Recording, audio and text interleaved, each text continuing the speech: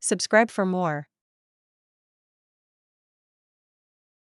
Brad, my father-in-law, told me to leave 2 days after my daughter was buried. Sarah, who had recently died, was the most significant person in my life. Tom Anderson is my name. She was my child, and she made me proud and happy. Brad, on the other hand, didn't know about things. The house he was kicking me out of was not really his to kick me out of, even though he had been bragging about owning it for 7 years. The paperwork made it plain that it was not his house. Brad Wilson was sure that he knew everything there was to know about real estate. He thought he understood the idea of owning property very well. He thought he could tell the old man in charge of fixing broken faucets and changing burnt-out light bulbs what to do. He didn't know that I had been holding a secret from him for 25 years. An event that would completely ruin the peace and beauty of his life. If you are watching this video, please subscribe to my channel and tell me where you are. Before I explain how everything happened, it's important for you to know how we got to this point. Sarah was unwell for 8 months straight. Cancer that spreads swiftly and doesn't allow you time to prepare. Brad complained about how much it cost to park while I spent every day at the hospital watching my lovely daughter die. He asked again, "Could you come and visit on the weekends?" I should have said, "This is costing me a lot of gas." That should have been my first sign of what kind of person Brad actually was. I thought we would go through the grief process together after the funeral on Monday. We both thought that we would be there for each other when things became really hard. Brad came up to me in the kitchen and cornered me after I had waited exactly 48 hours. "Take a look at this, Tom," he said while still looking at his phone. "I've been thinking about it. This house is too big for just one person, and to be honest, I need to start over. You understand what I'm saying, right?" I still had the program from Sarah's memorial service in my jacket pocket, and I was still wearing the suit I wore to the funeral. I asked, "Where am I supposed to go?" I checked it up and found Sunset Manor, a wonderful assisted living establishment on Maple Street. It costs $1,800 a month. Social Security gives me $1,800 per month. I don't have that kind of money, Brad. When I finally looked up from my phone, I saw something in his eyes that I had never seen before. Doing math without getting upset. That's not really my problem anymore, is it? You've been living here rent-free for 7 years. Most people would say that's pretty generous. Is there no rent that needs to be paid? It feels like I haven't been in charge of paying for groceries, utilities, and maintenance. It's like I haven't spent my weekends fixing all the things that Brad has been too indolent to do by himself. I told her in a low voice that I wanted to be there because Sarah had requested me to. He remarked in a monotone voice that didn't show any emotion, "Sarah's gone. This house is mine now, in fact." I found him in the garage early the next morning. He was in the middle of throwing away Sarah's photo books. I asked, "What are you doing right now?" "Getting rid of junk. Ashley is moving in next month, and she doesn't want a bunch of old pictures lying around." Brad had already thrown away most of Sarah's childhood things in a dumpster he had leased while he was texting Ashley, his new girlfriend. I did everything I could to preserve as much as I could. There are 23 years' worth of memories left behind, like gifts for birthdays and anniversaries, school performances, and family vacations. I said, "You're wasting our daughter's life." "Tom, she's not our daughter anymore. She's just your daughter, and you're just a tenant who's overstayed his welcome." By Wednesday night, he had fixed the locks on the tool shed where I keep my tools. Costly tools that I had gathered throughout the 40 years I worked in the building and real estate development business. Instruments that cost more than Brad's BMW. When I asked him a question, he said, "Security precaution." He gave me the papers after saying, "You can't be too careful these days." He sent me a copy of an eviction notice written on official letterhead, which he probably stole from his insurance agency. It said I had 30 days to leave. Is it really 30 days? I asked. To find a new place, pack up 40 years' worth of stuff, and start over? That's the least you can do in Colorado. I'm being more than fair. Very good. He thought he was treating everyone well, even though he had never paid a single thing for the roof over his head. I asked if I could talk to Brad about the issue and see if we could come to an agreement. He suddenly started laughing without any notice. I really laughed. Work what out, Tom? You're a retired handyman living on Social Security. I'm a successful insurance adjuster with a college degree and a job. What exactly do you bring to the table? I was looking at this man who had been sleeping beneath my house for 7 years. He had eaten a lot of meals that I had made for him, and during all that time, he had never once thanked me for all the tiny repairs I had made to make sure he was comfortable. I would not believe a word of it if I told you the truth, I said in a hushed voice. Brad, on the other hand, had already turned back and was walking away.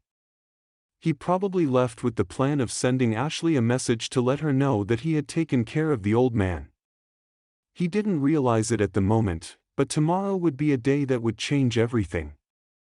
In my bedroom on Thursday morning, I wrote a list of everything I was about to lose, including the bedroom that Brad was going to take away from me.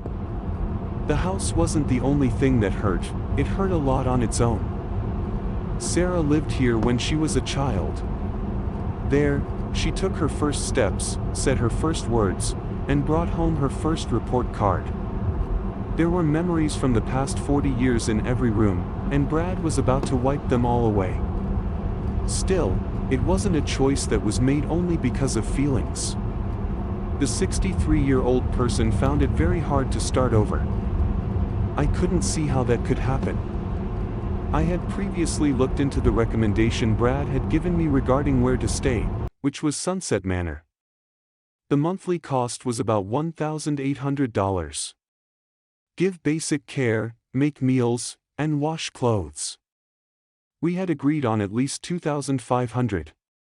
I got $1,400 from Social Security every month. I made an extra $600 from the building business in the shape of a little pension. The arithmetic was scary, but it was also rather easy. I will be homeless in 3 months. I called the other senior living communities in Denver's city limits. Shady Grove wants $3,200. Mountain View wanted a deposit of $2,800 plus an extra $5,000. The places that broke health codes demanded more money than I could offer them, and they wanted more money than I could give them. There was $8,000 in my savings account. The medical bills that Sarah had to pay had used up all of my retirement savings. If I found the cheapest dorm in the worst school, I would be broke by Christmas. But the worst part wasn't the money at all. Brad was the one who was working hard to erase all evidence that my daughter had ever lived. I was present when that happened. I noticed him looking through Sarah's jewelry box on Wednesday night. There was a pawn shop receipt and a pearl necklace that had been in her family for 3 generations on his bedside table. I said, "That is not something that you own and can sell." He said, "From now on, I own everything in this house." That is pretty clear in estate law. Brad seems to have the most rudimentary understanding of anything related to law. I tried to call some of Sarah's friends to see if one of them could host an old man for a short stay. Most of them had the ability to be understanding and fair. There are families with young kids who have their own challenges to deal with, and a grieving father-in-law doesn't fit in with that. I even got to the point where I called my brother in Phoenix. I hadn't talked to him in 5 years. This is the last time something like this has happened. It happened because we had different ideas about what our mother's will meant. After listening to him politely, he told her the truth that his homeowners association had strict rules against long-term guests. He had said that it was probably time to think about moving into a retirement home, no matter what else was going on. You might want to spend time with others who are about your age. People my age, it seems like keeping the memories I have of my daughter is, in a way, bad for my health. The truth of the situation didn't really sink in until Thursday afternoon. Brad was in charge of everything. He owned the house, had legal papers that proved he was Sarah's husband, and had the confidence to go past any objections I might have had. I was just a poor relative and a charity case. I was able to live for 7 years on the kindness of the poor relative I was. Brad thought he was looking at a man who had no money, no clear options, and no legal standing. He didn't know that I didn't have as little authority as he thought I did at first. Before this, I lived a life. He didn't know about the agreements I had made, the properties I had owned, or the businesses I had run, even though he had worked in development, construction, and real estate for a long time. He thought I was a retired handyman who was living mostly on Social Security, but that's not the whole story. He could never have imagined something like this, even in his wildest dreams. I made up my mind one Thursday afternoon. I was done with him being disrespectful to me. There was no way I was going to let him erase everything that Sarah and I had worked on. He thought that a few legal papers would be enough to make me leave, but I wasn't ready to leave yet. There is no way this can be true. I spent the evening sorting through the papers that I had put away in Sarah's closet. These papers, a birth certificate, school records, and the letter she got from Colorado State welcoming her to the school, are the last things that show what happened in her life before she died at age 32. There were other papers in that cupboard that Brad hadn't glanced at, but he had never bothered to look at them. There were papers that told a quite different tale about who owned the land and what was inside the house. I took my phone out of my pocket and dialed Margaret Patterson, my lawyer, on her number. Margaret has been my lawyer for 15 years, starting with the complicated property development deal we worked on together in 2009. She knew me well enough to recognize when I was plotting something behind the scenes. I wasn't just any old Joe, I had a lot of knowledge in my field. Margaret, I replied, I need to set up a time to read my will. If possible, I'd like to do it tomorrow. About Sarah, I feel like I couldn't possibly be doing any worse. How have you been doing lately? The following is a quote. Maggie, I haven't been doing well lately. You need to send out official invitations to a certain number of people, and Brad is one of them. Tom was curious about what was going on. Her voice had become more cautious as she asked, Margaret, what's going on here? I said, let's just say that it is about time that some of the old paperwork be revealed to the light of day, trying to keep my voice steady. Would it be possible for you to gather everyone who is present here at 2 o'clock in the afternoon tomorrow? After a little pause, she said, I think I can make that happen. Who would you like to be there? Here is a quote, of course, Brad. Ashley, his new girlfriend, has apparently already moved in with him. Frank Rodriguez, who lives next door, has seen enough of how Brad acts to be able to testify to his character. Janet Harrison of First National Bank and a few other neighbors have also been watching this situation unfold. Margaret said, that's a pretty long list of people who can come to read a will.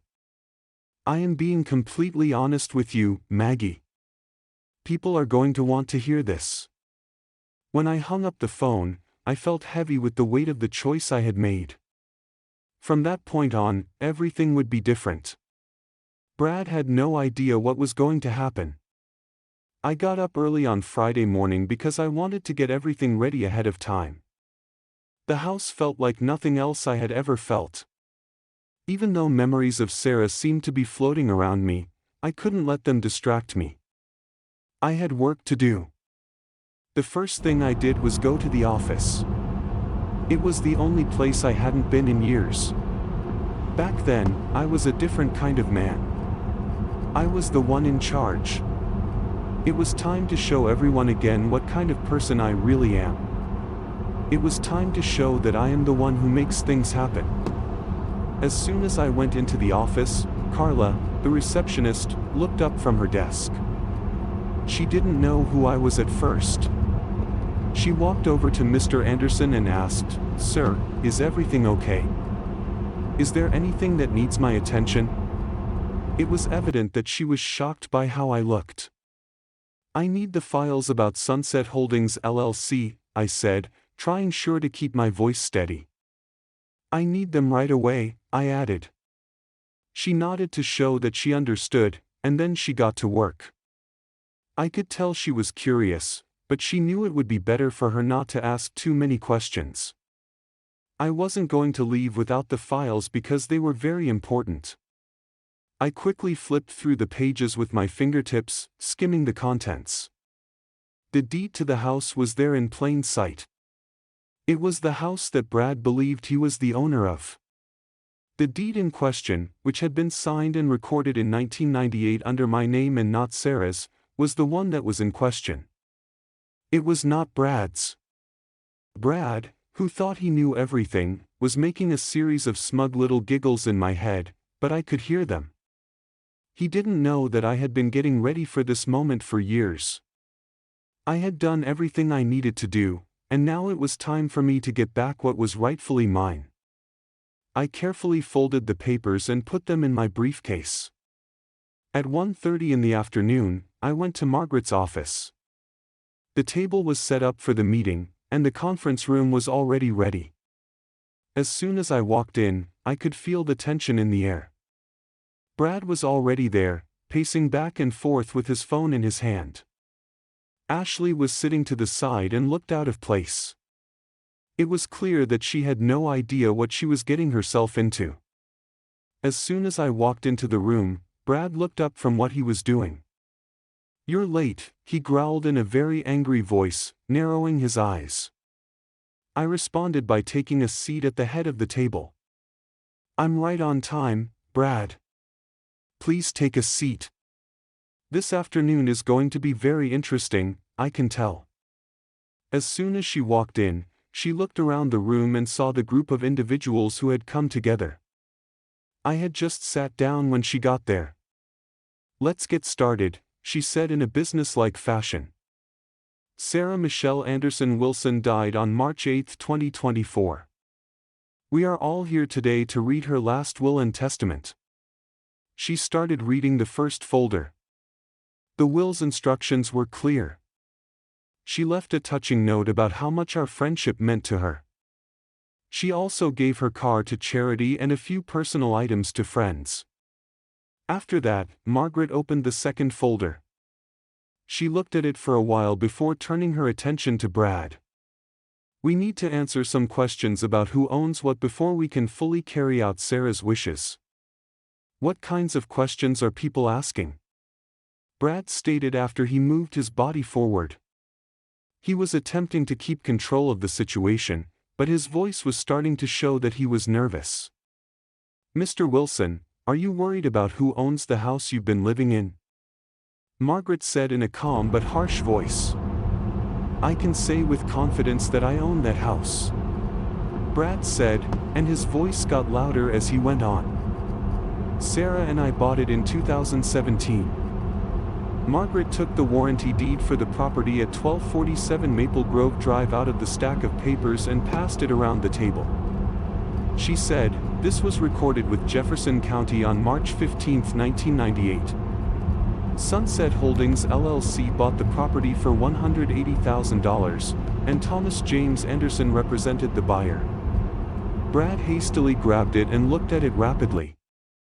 His face got absolutely white. "That can't be," he said, his voice quivering. "Is that really true?" She said, "Margaret," and her voice stayed calm and even as she answered the question. "Let's look at the property tax numbers for the same address right now." Sunset Holdings LLC made all of the payments, which added up to more than $900,000 over the course of 25 years. The room was completely quiet, and I saw Brad's face become red with anger. He was trying to think of a reasonable way to explain how this might happen, but his mind was racing. There was no refuting the reality because it was clear and written down in black and white. He had been living in a house that wasn't his. He had been living off of my kindness for 7 years without once asking where the money came from. As Margaret kept talking, the room became even more tense. Janet Harrison, who works at the First National Bank, is currently in charge of the records in question. All of the payments were made from the bank account that is linked to Mr. Anderson's business. At that moment in time, Brad was still not saying anything. He was staring at the documents in front of him and trying hard to figure out what he was seeing. During the 7 years you have been living on Mr. Anderson's property, Mr. Wilson, have you ever paid him rent? Here is a verbatim quote from the source. Brad tried to talk, but he couldn't say a word. The truth of the matter was much worse than I believed he had expected. Margaret told me, Brad, I hate to be the one to tell you this, but you have been living here without the right paperwork. It's time for us to face the facts of the situation. Brad's shoulders drooped, and I saw him have a moment of awareness that utterly shocked him. Brad looked like a man who had lost everything for the first time in a long time. He looked at the papers in front of him with a blank look on his face, his hands shaking a little, and his face had lost all of its color. The man who once had so much confidence that he kicked me out of my own home because he thought he could handle everything was now just a broken shell of his former self. The quiet in the room was so heavy that it seemed like it was there in person. The neighbors who had come to see this occasion were uncomfortable in their chairs. They were both interested and mortified by what was going on in front of them. Even though I could see that the years of tension were starting to fade, I knew that Brad wasn't going to give up without a fight. He still had some work to do. This can't be done. I've lived here for 7 years, Brad muttered, looking around the room for a way out. He took a deep breath and finally found his voice, but it broke as he started to speak, and he had trouble controlling his emotions. Margaret showed the evidence in a calm and controlled way, even though he was upset. Brad, everything you've been told about this house and your rights is wrong. You never owned it. At no point did the property ever become yours. You have been living off Mr. Anderson's kindness, but now that he has told the truth, you need to deal with the results of what you did. The first time I glanced at him, I saw something other than arrogance in his eyes. He was very scared. He was scared of what this would entail for his land and for everything else he had built his life around. The illusion of having everything and the illusion of success were both starting to break down. After a long time of silence, Margaret was the first to speak. She said, "We're not done here yet." Then she opened the next folder, which was full with sheets of paper. Brad's eyes grew wide with shock as she took out a few more papers from the pile. She then gave each person present property tax paperwork for the past 25 years. There is enough evidence to show that Mr. Anderson has been paying for this property the whole time. He paid off the mortgage. He paid the sum that was covered. Everything. Brad, you have been living here without paying your own way. Brad tried to argue by opening his mouth, but no words came out. His expression showed anger, doubt, and shame. He scooped up the papers and quickly started to look at them, his hands shaking. He couldn't ignore the truth that was right in front of him. There was no way to get away from it. I could feel how serious the situation was getting.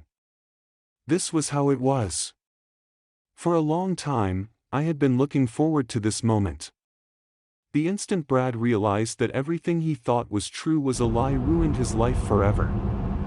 Sarah protected Brad from a lie, but now that she's gone, he has no place to hide. I watched as Brad's breathing got more and more irregular and he got smaller as he tried to deal with the stress. His pride was gone utterly. The space that his pride had taken up was now filled with fear, worry, and regret. He flung the papers on the table with a loud crash, and his face turned crimson with anger. "This is so stupid," he said, his voice breaking with anger. "You can't just take everything from me. This is where I reside. My life. You can't do this." Here is a quote. Margaret was not at all scared by what he was shouting. She could have predicted everything that would happen. You have already taken everything that you could have taken, she said in a cold voice. But now you must deal with the consequences of your actions. Frank Rodriguez stayed quiet for a while after taking his place in the corner. In the end, he chose to speak up. If you don't mind, I'd like to add something here, he began in a calm and measured voice. Tom, I nodded to him to let him know that I agreed with what he was saying. Frank was my neighbor for many years. He saw Brad's behavior get more and more erratic and saw the cracks appear in what seemed to be his perfect little world. At that point, there wasn't much that could surprise Frank. Frank took a manila folder out of his backpack and stood up.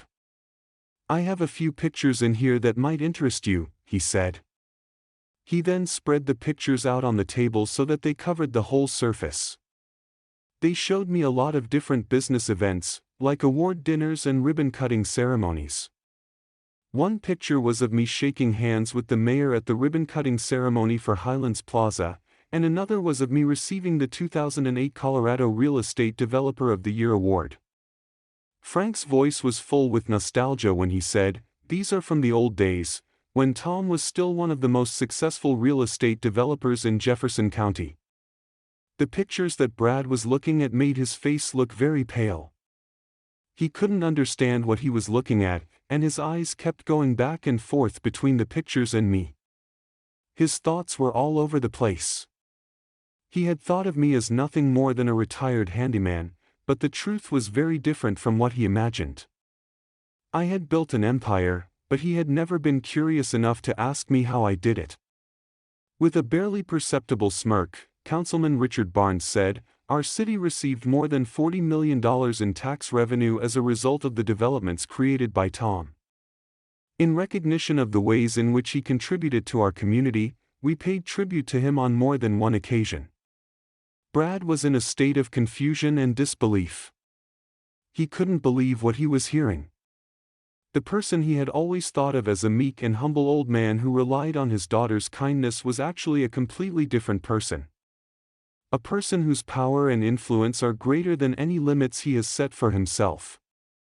I kept my voice steady and didn't change my mind when I said, "Brad, did you think of any of the right questions to ask yourself, or not? You thought I was an old man who wasn't important. But now you know the truth. This is the house where I live. I've owned this house for as long as I can remember. Now you will have to deal with the consequences of what you did." Brad tried to talk, but his mouth moved without making any sounds. He had lost at this point. He kept his mouth shut, and his self-esteem was gone. "This still has a ways to go," Margaret said. "Brad, you have lived here for 7 years and have not paid a single penny. You have taken advantage of Mr. Anderson's kindness for far too long. Now it is time for you to continue on your journey." Brad quickly stood up from his chair, which caused the chair to tumble over behind him. He was shaking and his face was red with rage. "I am not going to go. I will not do that at all." Here is a quote. The instant he said those words, I realized that everything was over. He no longer had any power here. The truth had already come out, and there was nothing he could do to stop it from becoming known by everyone. Margaret handed out a document that was in its final form.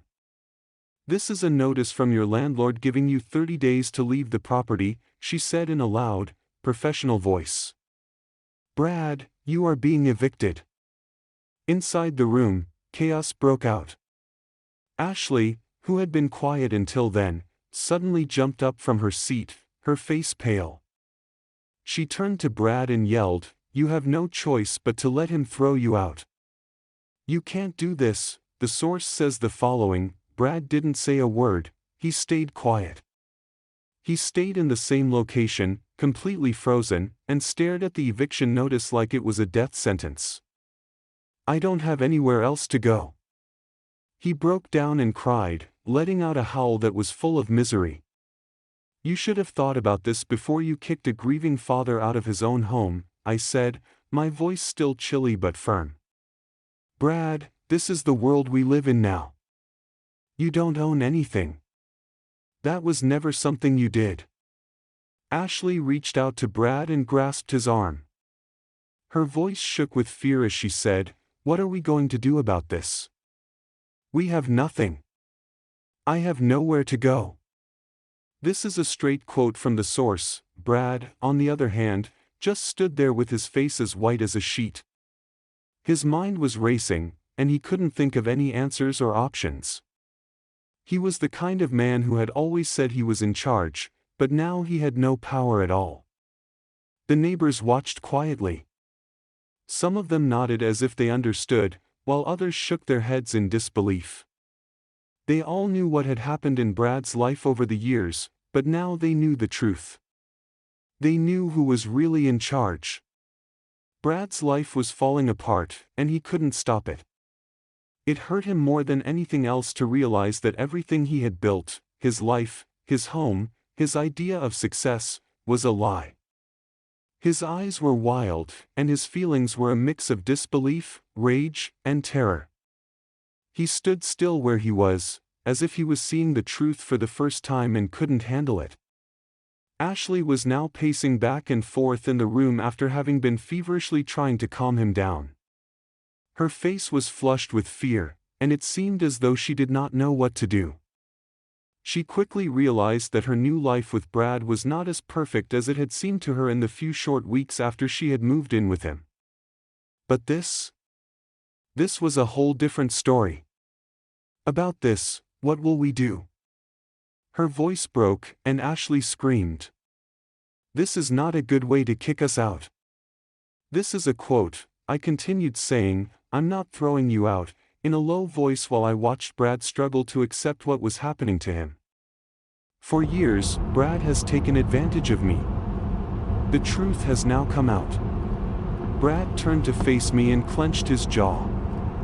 His eyes were filled with anger. I have a strong belief that you think you have won, he said, spitting out a mouthful of spit. Do you think this is going to be the end of the matter? Yes, it is, I responded, trying to make my voice as cool and controlled as possible. You have already been given the chance to do so. You have been living in my home and taking advantage of my goodwill for a long time now. Now it is time for you to leave. He couldn't say a word when he tried to talk. He knew he couldn't fight anymore. I was right from a legal aspect because I had all the papers and documentation. Brad stood there, frozen. The next few minutes were filled with an oppressive silence. It was clear that he was thinking about everything and trying to figure out what had gone wrong. It must have been a big shock to him. He had always thought of himself as the one in charge, the one who made the rules. And now he was completely and utterly in my power. After a long time of silence, Margaret, who had been standing by without saying anything, finally spoke up and told Brad, "Brad, you have to go. You have been given notice in the way that is considered appropriate. This is something that cannot be avoided because the law is clear on this point." Brad didn't say a word, even though his face turned bright red. His eyes darted back and forth between Ashley and me, and his thoughts were racing. He mumbled, "I'm not going to leave this place without putting up a fight," but I could tell he wasn't sure what he meant. At this point in his life, he doesn't trust himself as much as he used to. "Brad," I replied, starting my sentence with a calm but real voice. "You have fought for everything, but now you have lost. You can either fight me or get on with your life. You can choose, but no matter what you choose, you will be going. Brad, we don't have any other options." Ashley finally said, "We have to stick it out here," after standing by and watching things happen. "What should we do next?" The following is an exact quote from the source. Brad's eyes softened for a moment, but then he shook his head as if he were trying to get rid of the confusion that was bothering him. He didn't know what to do or where to go for help. He was the one who had suddenly become vulnerable. It was like watching a man who had lost everything he owned, his pride, his self-confidence, and his ability to stay in control. "You could go to your mother's place," I answered. "You have a choice, but not in this house." "Not in my house," I repeated again.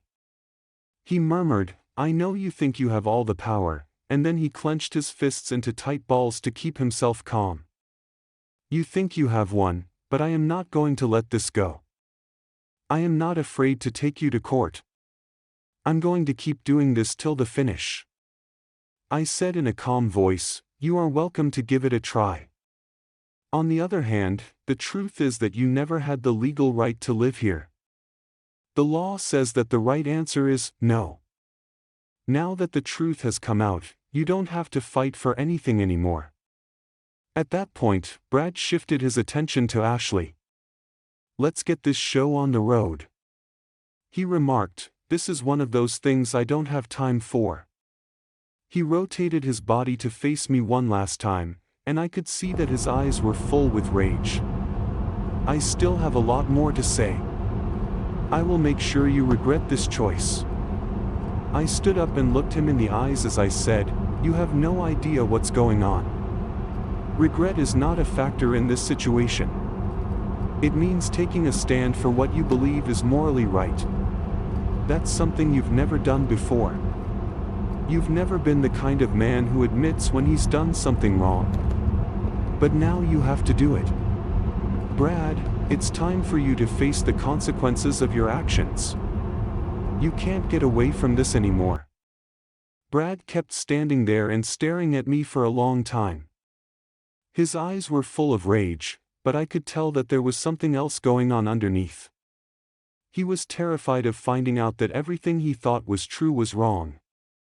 He was afraid of realizing that he had been living in a fantasy and that reality was now weighing heavily on him. Finally, he turned around and went home. "Come on, Ashley," he said, "let's go." When I saw them leave the room, I couldn't help but feel a wave of relief wash over me. The war had been won by the use of truth, not by power or money. I had fought to protect my belongings, and I had done so in a way that was honorable. I got the distinct impression that I was back in control of my own life, which is something that I had not felt for a long time. The next few days were quiet. Brad and Ashley left the house, and even though it felt strange to have the place to myself again, I knew it was for the best. I slowly put together the events of Sarah's life by going through her things. It was an unpleasant thing to do, but it also felt like the right thing to do. I needed to keep her memory alive, but I needed to do it on my own terms. I started to make my plans for the future come true. I was finally ready to get back into real estate after being away from it for a long time. I also wanted to try new things and deal with problems that were new to me. But this time, I wouldn't be doing it alone. This time, I would be following my own rules. I was sitting in my study on the 6th day after the incident, going over some paperwork, when I heard the doorbell ring.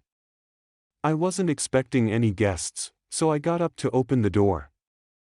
When I did, Brad was standing there looking completely worn out and defeated, and he had a piece of luggage with him.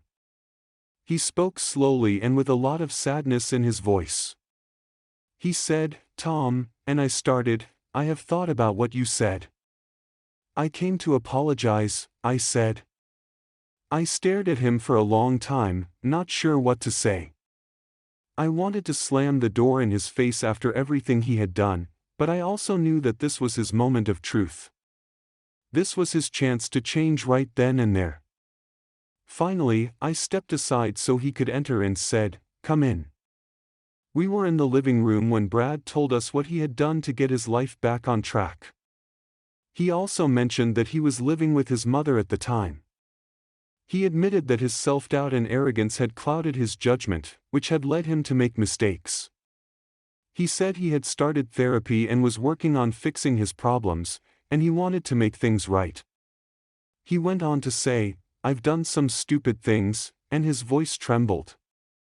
"I didn't realize how much you sacrificed for me," he said. "I'm sorry." I paid close attention to what he said and watched him closely. I couldn't tell if it was enough, but I did sense that he was truly sorry. Can I forgive him? Can I trust him again? After a moment, I added, I'm not sure I can forgive you, Brad. But I'm glad to see that you're taking responsibility for what you've done. That was the first thing I said. Brad nodded his head slightly, knowing that this task wouldn't be easy. All I want to do is get better at what I do. This is for my own good. This is for Sarah. It's for you. I took a step back and thought about everything that had happened. The whole trip, which had been very lengthy, had been full of anguish, sadness, and regret. But it had also been a time of personal growth for both of us. I have no idea where this is going, I finally told Brad. But I'm willing to give it a try. Let's wait and see where this new chapter takes us. When Brad left that afternoon, there was a peaceful calmness in the air. Despite the fact that achieving it was not an easy process, it was truly authentic. The future is still very much within our control, despite the fact that we do not have the ability to change the things that have already occurred. For the first time in a long time, I have undergone a transformation in my perspective on life. For the first time in a long time, I felt like I had a chance to begin again, this time with honesty, respect, and limits. Something within me transformed the moment that I witnessed Brad heading off into the distance. Victory was no longer the most important consideration. That undertaking did not have retribution as its objective. It was not a matter of getting stuck in the past, rather, it was a matter of learning from the events that had occurred in the past without allowing them to define me. The house, the memories, and the disputes were all things that no longer had any importance whatsoever. What was vital was to rebuild with self-respect and dignity, as well as with regard for the people around me. I have come to the conclusion that doing kind things does not make you more likely to be hurt. It means having the will to stand your ground and do what is right, even when things are hard. Sometimes the people who hurt you the most are the same ones who need help getting their lives back on track. On the other hand, the choice to forgive and let go is up to each person. So, I want to know what you plan to do when life gets tough. What will you do when someone tries to take everything from you without your permission? What will you do when you are faced with situations that make you want to break down? If you liked this story, please like it and subscribe to get notifications when new stories are posted. Your support means a lot to me and helps the channel grow, which means I can give you more stories like this one in the future. You can also share your thoughts and experiences in the comments section below. I would love to hear about any times in your own life when you have had to deal with situations like these. Kindness is a powerful force, but standing up for what is right is much more so. We shall see each other again one day. Take care of yourself and be happy.